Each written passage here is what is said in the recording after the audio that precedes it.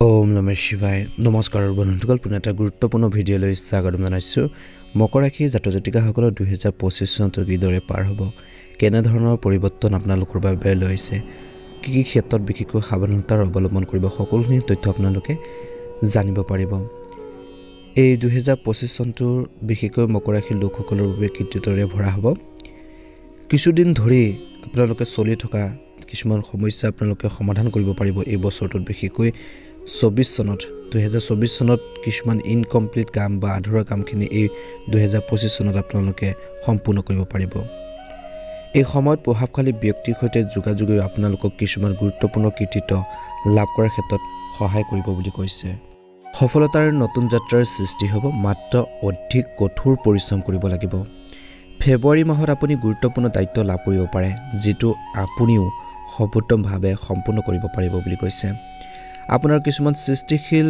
গুণ মানুহৰ সন্মুখত প্ৰকাশ পাব এই সময়ত ঘৰখনত কিছু পৰিৱৰ্তন হোৱাৰ সম্ভাৱনা আছে ছাত্ৰ-ছাত্ৰীসকলে এই বছৰটোত লাভ কৰিব পাৰে আকাংক্ষিত ফলাফল নতুন পৰিকল্পনা আৰু প্ৰত্যাহ্বান আপোনালোকৰ সন্মুখত আহিব এই বছৰটোত যিবোৰ আপোনালোকে অনায়াসে সমাধান কৰিব পাৰিব আপোনালোকৰ নিজৰ বুদ্ধিমত্তাৰ ফলত সেইখিনি সমাধান কৰিব পাৰিব বুলি কৈছে আপোনাৰ সৃষ্টিশীল গুণবোৰ বিশেষকৈ মানুহে দেখি আচৰিত হ'ব বুলি কৈছে নতুন পৰিকল্পনা আৰু প্ৰত্যাহ্বান আপোনালোকে গ্ৰহণ কৰিব এই বছৰটোত দীৰ্ঘদিন ধৰি বিচাৰদিন হৈ থকা যিসকলৰ আদালত সম্পৰ্কৰ যিকোনো সমস্যা ক্ষেত্ৰত বিশেষকৈ সফলতা লাভ কৰিব পাৰে দূৰ দূৰণি মানুহৰ লগত যোগাযোগ কৰিব ব্যৱসায় ক্ষেত্ৰত এই ৰাশিৰ যুৱক যুৱতীসকলে হয়তো বিদেশলৈ যোৱাৰ সুযোগো পাব বছৰৰ এই 2025 চনৰ বছৰৰ মাজভাগত হঠাৎ দৈনন্দিন জীৱনত পৰিৱৰ্তন আহিব পাৰে ৰাজনীতি আৰু সামাজিক ক্ষেত্ৰত কিছু বিশেষ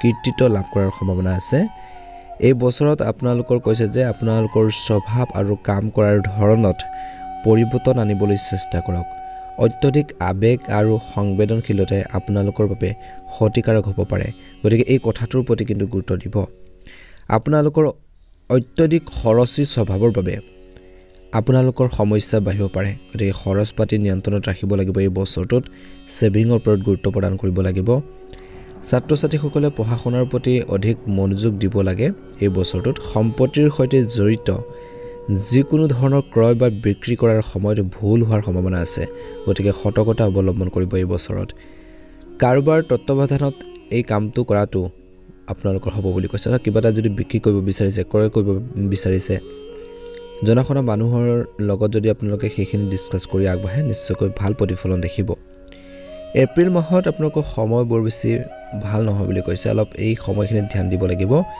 মিডিয়া নেটৱৰ্কিং বা বন্ধু-বান্ধৱীৰ সৈতে সময় নষ্ট কৰাতকৈ এই বছৰটোত নিজৰ যিখিনি কৰণীয় কাম আছে বা নিজৰ কামত মনোনিৱেশ কৰি থাকক বুলি কৈছে কেতিয়াবা আপোনালোকৰ অনিয়ন্ত্ৰিত বাক্য আৰু ইগোৱে আপোনালোকৰ বাবে বিপদৰ সৃষ্টি কৰিব পাৰে টকা পইচাৰ সম্পৰ্কৰ বিষয়ত নিশ্চিতভাৱে বিশ্বাসযোগ্য ব্যক্তিৰ পৰা পৰামৰ্শ লওক বুলি কৈছে নহলে আপুনি ডাঙৰ এটা সমস্যাত পৰিব পাৰে এই সময়খিনিত বিশেষকৈ মকৰ ৰাশিৰ লোকসকলৰ বছৰৰ কৰ্মসংস্থাপনৰ সুযোগ বৃদ্ধি হৈছে ব্যৱসায়ত বা কৰ্মৰ ক্ষেত্ৰত বা কেৰিয়াৰ ক্ষেত্ৰত লাভজনক পৰিস্থিতি বাঢ়িব বুলি কৈছে ফেব্ৰুৱাৰী মাহত কিন্তু খৰচ বৃদ্ধি হ'ব পাৰে চাকৰিত পদোন্নতি আৰু বদলি হোৱাৰ সম্ভাৱনা আছে নতুন পৰিকল্পনা আৰু প্ৰত্যাহ্বান সমূহে আপোনালোকৰ উত্তেজিত কৰিব বুলি কৈছে আগষ্ট মাহত অলপ জটিল আৰু নেতিবাচক পৰিস্থিতিৰ সন্মুখীন হ'বলগীয়া হ'ব পাৰে গতিকে সতৰ্কতা অৱলম্বন কৰিব এই সময়ত অভিজ্ঞ ব্যক্তিৰ পৰামৰ্শ লোৱাটো যিকোনো কাম কৰোঁতে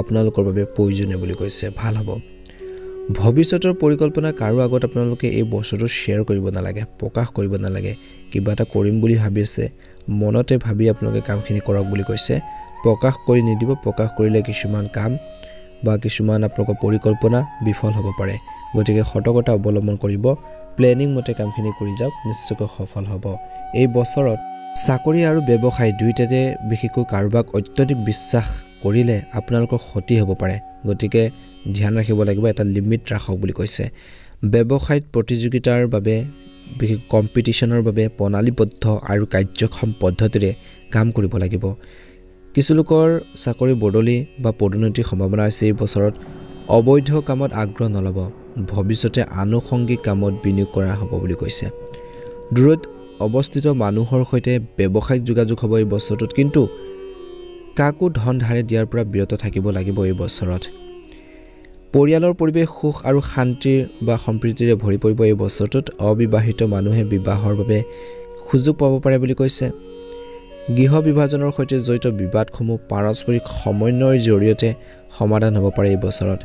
স্বামী স্ত্ৰীৰ মাজত থকা যি ধৰণৰ মিলাপ্ৰীতি পাৰস্পৰিক সমন্বয়ৰ ঘৰৰ যি পৰিৱেশ সুখদায়ক কৰি ৰাখিব বুলি কৈছে। কিন্তু ঘৰৰ বয়োজ্যেষ্ঠসকলৰ স্বাস্থ্যৰ বিশেষ আপোনালোকে এই বছৰটোত কিন্তু যত্ন দিয়াটো অত্যন্ত গুৰুত্বপূৰ্ণ। গতিকে তেওঁলোকৰ হেল্থৰ প্ৰতি আপোনালোকে ধ্যান ৰাখক। স্বাস্থ্য পাতি ক্ষেত্ৰত কিন্তু গুৰুত্ব দিয়ক, নহ'লে চিন্তাৰ বিষয় হৈ পৰিব পাৰে। গতিকে সতৰ্কতা অৱলম্বন কৰিব। এই বছৰটোৰ বিশেষকৈ মাজ ভাগলৈকে স্বামী স্ত্ৰীৰ মাজত থকা পাৰস্পৰিক সমন্বয়ে ঘৰৰ যি পৰিৱেশ সুখদায়ক কৰি ৰাখিব, কিন্তু ঘৰৰ বয়োজ্যেষ্ঠসকলৰ স্বাস্থ্যৰ বিশেষ যত্ন লোৱাটো গুৰুত্বপূৰ্ণ। প্ৰেমৰ সম্পৰ্কত শিষ্টাচাৰ আৰু পাৰস্পৰিক বিশ্বাস বজাই ৰখাটো গুৰুত্বপূৰ্ণ বুলি কৈছে। মনত ৰাখিব মকৰ ৰাশিৰ জাতক জাতিকাসকলে এই বছৰটোত আপোনালোকৰ পৰিয়ালত নেতিবাচক প্ৰভাৱ পেলাব পাৰে কিছুমান ব্যক্তিয়ে, আৰু আপোনালোকৰ কেৰিয়াৰত বাধা প্ৰদান কৰিব পাৰে। গতিকে অলপ ধ্যান দিব লাগিব। বন্ধু বান্ধৱীৰ সৈতে সহযোগিতামূলক সম্পৰ্ক অধিক শক্তিশালী হৈ উঠিব এই বছৰত। স্বাস্থ্যৰ দৃষ্টিকোণৰ পৰাও এই বছৰটো স্বাভাৱিক হ'ব। বিশেষকৈ ঋতুভিত্তিক ৰোগৰ প্ৰতি কিন্তু সতৰ্কতা অৱলম্বন কৰাটো প্ৰয়োজন আছে। কিন্তু কোনো গুৰুত্ব বা মাৰাত্মক ৰোগ আপোনালোকৰ নাথাকিব। আপোনালোকৰ খাদ্যাভ্যাস আৰু দৈনন্দিন কাম কাজ সংগঠিত কৰি ৰাখিবলৈ কিন্তু আপোনালোকৰ স্বাস্থ্য ভাল হৈ থাকিব লাগিব। ডায়েবেটিছ, ৰক্তচাপ আৰু হাড়ৰ লগত জড়িত ৰোগে অসুবিধাৰ সৃষ্টি কৰিব পাৰে। এই বছৰত কিন্তু সাৱধানে গাড়ী চলাওক বুলি কৈছে। এই বছৰটো সমৃদ্ধিশালী হ'ব।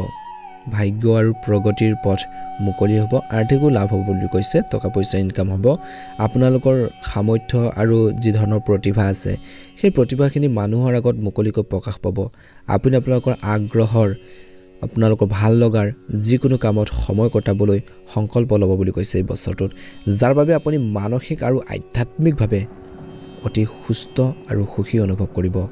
লৈকিক কামবোৰো সহজে সম্পূৰ্ণ হ'ব। কঠিন সময়ত কিন্তু আপোনালোকে এই বছৰটোত বন্ধু বান্ধৱী বা ঘনিষ্ঠ মানুহৰ সহায় পাব বুলি কৈছে। সংস্পৰ্শৰ বৃত্ত বাঢ়িব। সম্পত্তি ক্ৰয় বিক্ৰয়ৰ লগত জড়িত গুৰুত্বপূৰ্ণ কামবোৰ হ'ব এই বছৰটোত। ভাই ভনীৰ মাজত সম্পৰ্ক মোটামুটি মধ্যমীয়া দেখা পোৱা গৈছে। মনত ৰাখিব যে খৰখেদা আৰু অত্যধিক উৎসাহেৰে কৰা কামবোৰ নষ্ট হ'ব পাৰে। গতিকে এই বছৰটো ধ্যান ৰাখিব, যাৰ প্ৰভাৱ আপোনালোকৰ পৰিব পাৰে পাৰিবাৰিক সুখ আৰু শান্তিটো। গতিকে যিকোনো কাম কৰোঁতে খৰখেদাকৈ বা আপোনালোকে তৎক্ষণাত কৰিব নালাগে। খং আৰু আৱেগ নিয়ন্ত্ৰণ কৰাটো গুৰুত্বপূৰ্ণ। সামাজিক কাম কাজত বেছি সময় কটোৱাটোৱে আপোনালোকৰ কিছুমান কামত বাধাৰ সৃষ্টি কৰিব পাৰে। প্ৰয়োজন অনুসৰিহে সময় কটালে ভাল হয় বুলি কৈছে। এই সময়খিনি ছাত্ৰ ছাত্ৰীসকলে পঢ়া শুনাৰ আৰু তেওঁলোকৰ লক্ষ্যৰ পৰা বিচ্যুত হ'ব পাৰে, বিশেষকৈ বছৰটো শেষৰ ফালে। গতিকে অসাৰ কামত মনোযোগ আঁতৰাই, বিশেষকৈ কামৰ পৰা মনোযোগ আঁতৰাই পঢ়া শুনাৰ ক্ষেত্ৰত মনোনিৱেশ কৰক, অন্যথা লক্ষ্যত উপনীত হোৱাৰ ক্ষেত্ৰত সম্ভৱ নহ'ব পাৰে, বিফল হ'ব পাৰে। গতিকে নিজে সেইখিনি ক্ষেত্ৰত গুৰুত্ব দিব লাগিব। ব্যৱসায়িক কামত এই বছৰটোত বহুত বেছি কষ্টৰ প্ৰয়োজন আছে। আপোনালোকৰ কামৰ সম্প্ৰসাৰণৰ পৰিকল্পনা বিবেচনা কৰক। অৱশ্যে সৰু সৰু সমস্যাৰ সৃষ্টি হ'ব পাৰে, কিন্তু আপুনি শান্তিপূৰ্ণভাৱে বুদ্ধি আৰু বিবেচনাৰে সমাধান কৰিব পাৰিব। অংশীদাৰিত্বৰে সম্পৰ্কৰ ব্যৱসায়ত সাৱধান হোৱাৰ প্ৰয়োজন আছে। সৰু ভুল বুজাবুজি এটাই সম্পৰ্কত বিভাজনৰ সৃষ্টি কৰিব পাৰে। ইয়াৰ ফলত ব্যৱসায়টো প্ৰভাৱ পৰিব পাৰে। এই সময়ত মাটিৰ শ্বেয়াৰ, সোণ, ৰূপ আদিৰ বস্তু বিনিয়োগ কৰিবলৈ অতি উত্তম সময়। চাকৰিত পদোন্নতি উচিত সম্ভাৱনা দেখা পোৱা গৈছে। ইচ্ছা অনুসৰি বদলিও সম্ভৱ। কৰ্মৰ ক্ষেত্ৰত কাৰ্যালয়ত যি আভ্যন্তৰীণ যি পৰিৱেশ, ভিতৰুৱা যি পৰিৱেশ আপোনালোকৰ বাবে অনুকূল হ'ব। ছেপ্টেম্বৰৰ পিছত ব্যৱসায় আৰু চাকৰিৰ ক্ষেত্ৰত অলপ সাৱধান হোৱাটো প্ৰয়োজন আছে। প্ৰেম বা বৈবাহিক জীৱনৰ কথা ক'বলৈ যাওঁতে পাৰিবাৰিক সুখ আৰু শান্তিৰ দৃষ্টিকোণৰ পৰা সময় ভাল। ঘৰ আৰু পৰিয়ালত বিশেষকৈ আপোনালোকৰ প্ৰাধান্য হ'ব। ল'ৰা ছোৱালীৰ পৰা সুখ পোৱাৰ সম্ভাৱনা আছে। বিবাহ সম্পৰ্কীয় যিকোনো শুভ কামেই এই বছৰটোত সম্পূৰ্ণ কৰিব পাৰিব। কেতিয়াবা আপোনালোকৰ সন্তানৰ সংগ আৰু কাৰ্যকলাপে আপোনালোকক চিন্তিত কৰি তুলিব বুলি কৈছে। যৌৱনৰ বন্ধুত্ব প্ৰেমৰ সম্পৰ্কলৈ কিছু লোকৰ পৰিণত হ'ব পাৰে আৰু অতি সোনকালে বিবাহৰ সুযোগো আহিব। বৈবাহিক বা আপোনালোকৰ জীৱনত বিশেষকৈ বিবাহিত যিসকল লোক আছে, বিপৰীত লিংগৰ মানুহৰ সৈতে সম্পৰ্ক স্থাপন কৰিলে বৈবাহিক জীৱনত কিন্তু ফাট মেলিব পাৰে, সম্পৰ্কত বিভাজনৰ সৃষ্টি হ'ব পাৰে। গতিকে তেনেধৰণৰ কামৰ পৰা আঁতৰি থাকক। স্বাস্থ্যৰ ক্ষেত্ৰত এই বছৰটোৰ শেষৰ ফাললৈ স্বাস্থ্য মোটামুটি ভালে দেখা পোৱা গৈছে, কিন্তু গাঁঠিৰ আৰু আঁঠুৰ বিষৰ সমস্যা বাঢ়িব এই বছৰটোত। মহিলাসকলে নিজৰ স্বাস্থ্যৰ প্ৰতি সাৱধান হ'ব লাগে। ৰাতিপুৱা খোজকাঢ়ি প্ৰকৃতিৰ সংগলৈ কিছু সময় নিশ্চয়কৈ কটাব। ইয়াৰ ফলত আপুনি শাৰীৰিক আৰু মানসিকভাৱে বা এই দুয়োটা দিশতে সুস্থ হৈ থাকিব আৰু মনটো শক্তি আৰু উৎসাহ থাকিব। এই বছৰটো যিমান পাৰে কামবোৰ বিশেষকৈ ধীৰে স্থিৰে কৰক। খৰখেদাকৈ কামবোৰ কৰিলে লোকচান হ'ব পাৰে বা ক্ষতি হ'ব পাৰে, গতিকে সতৰ্কতা অৱলম্বন কৰিলে নিশ্চয়কৈ ভাল হ'ব। আপোনালোকৰ সকলোৰে 2025 চনটো সুন্দৰভাৱে পাৰ হওক। মকৰ ৰাশিৰ জাতক জাতিকাসকলৰ মনৰ ইচ্ছাবোৰ পূৰণ হওক। মহাদেৱৰ কৃপাত দিনটো শুভ হওক। বছৰটোৰ যি ধৰণৰ মনোকামনা আছে, আপোনালোকৰ ইচ্ছা আছে, উচ্চবোৰ আপোনালোকৰ পূৰণ হওক, তাৰে কামনা কৰিছোঁ। চেনেলটো যদি নতুনকৈ চাইছে চেনেলটো ছাবস্ক্ৰাইব কৰি দিব। কমেণ্ট বক্সত ওম নমঃ শিৱায়, জয় হনুমান লিখি দিব। আপোনালোকৰ সুস্বাস্থ্য কামনা কৰিছোঁ। ওম নমঃ শিৱায়, জয় বজৰংবলী।